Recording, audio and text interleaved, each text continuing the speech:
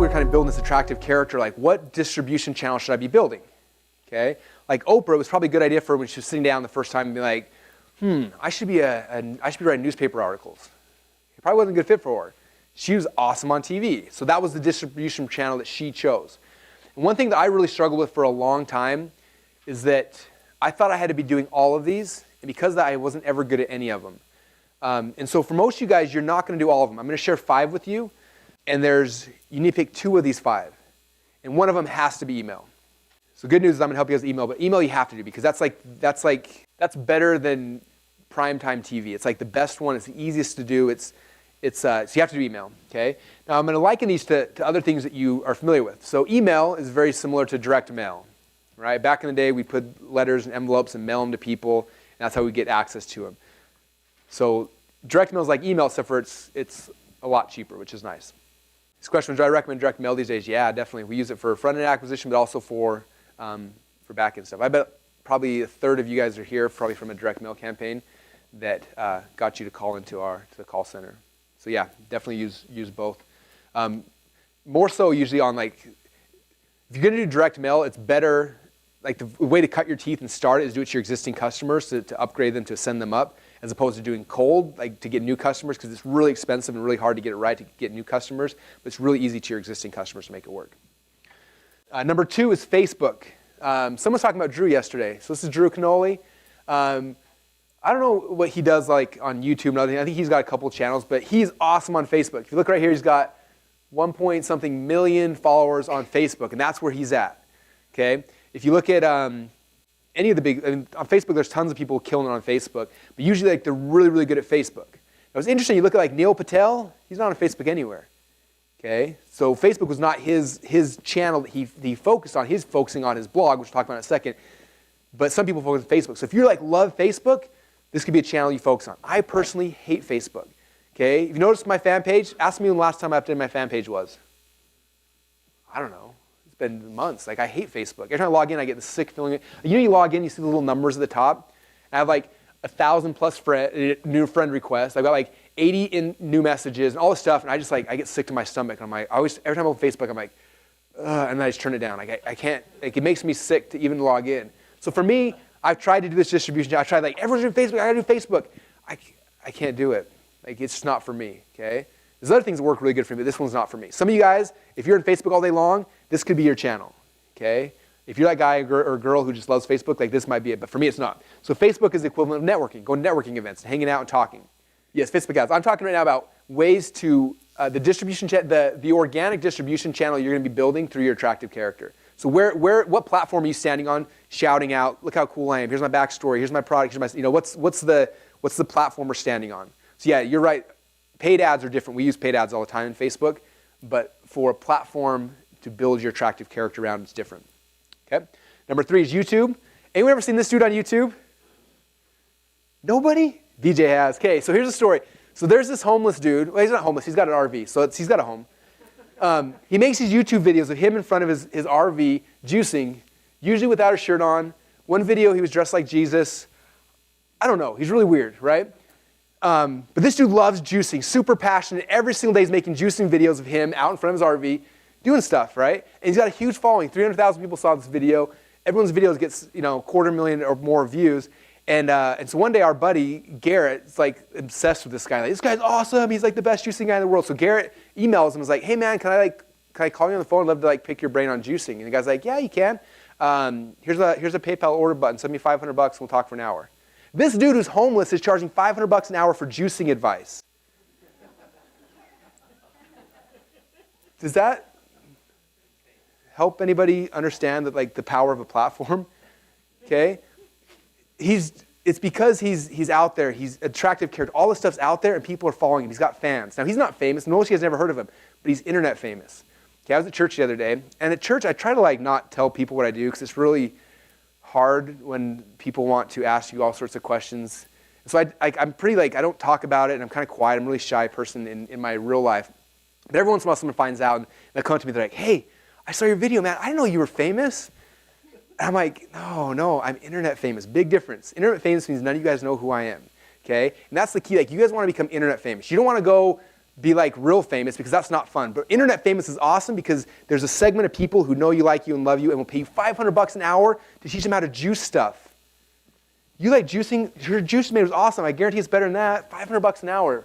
Doctors don't charge that much, do they? Maybe they do. I don't know.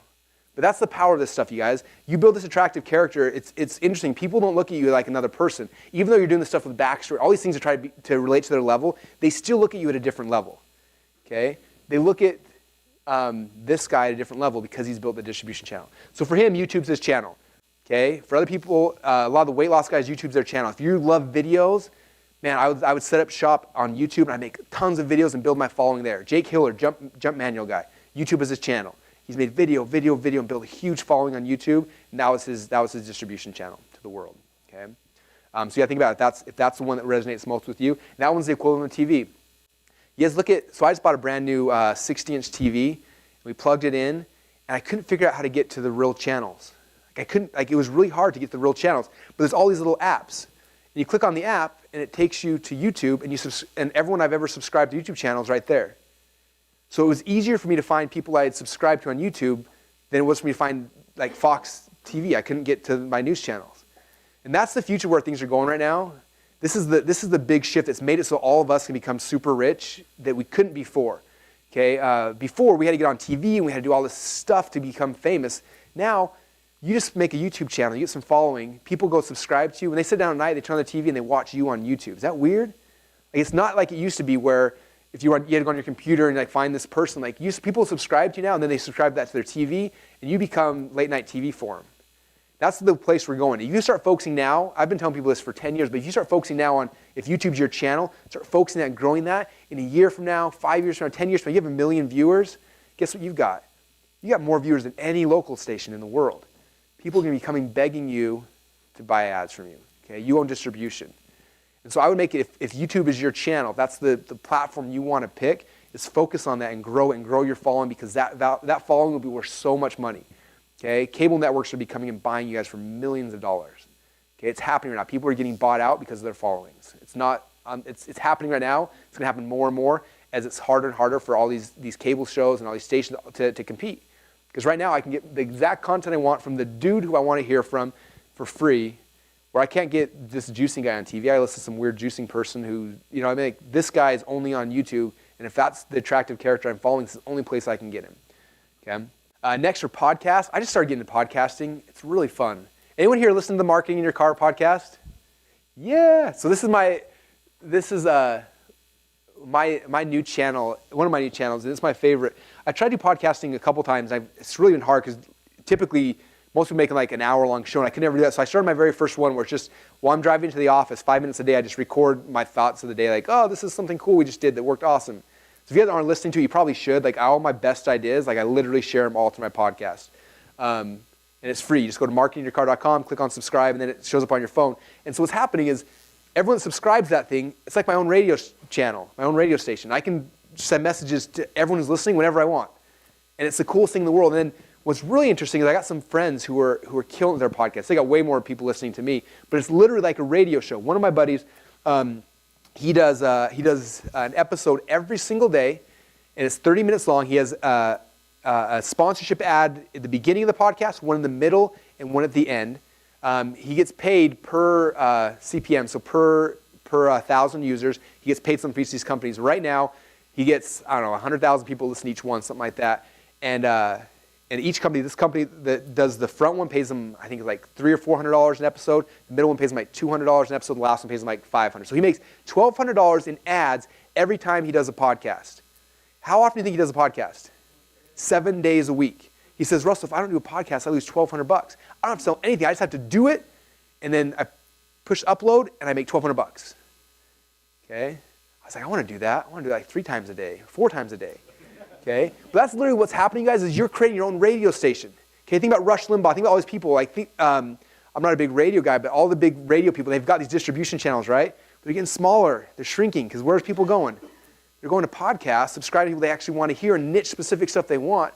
And if that's you, you start focusing today, tomorrow, and within a year from now, 2 years from now, 5 years from now, you got a huge following of people. You can first off sell them anything you want down your distribution channel. You can sell ads. You can do there's so many things you can do when you have distribution. Okay? And the way people are going to listen to you again, it's all the attractive character stuff. Because they're going to give you a shot. If they like your thing, they're going to keep listening forever. Okay? So the podcast is equivalent to radio. And then blogging is like newspapers. Okay, all this media that we're doing, you guys, online, it's all stuff that happened offline. But the internet made it so that all of us can compete. Okay? All of us can step up, and I can compete directly head-to-head with New York Times, and I can win. We couldn't do that before, but nowadays we can. Yeah. So this question was, like, if I'm making a YouTube video, I don't want it just on YouTube. Like, how else can I do it? And definitely, and we're going to talk a lot about promoting something. So, make a YouTube video, we want to promote the thing everywhere to get people back.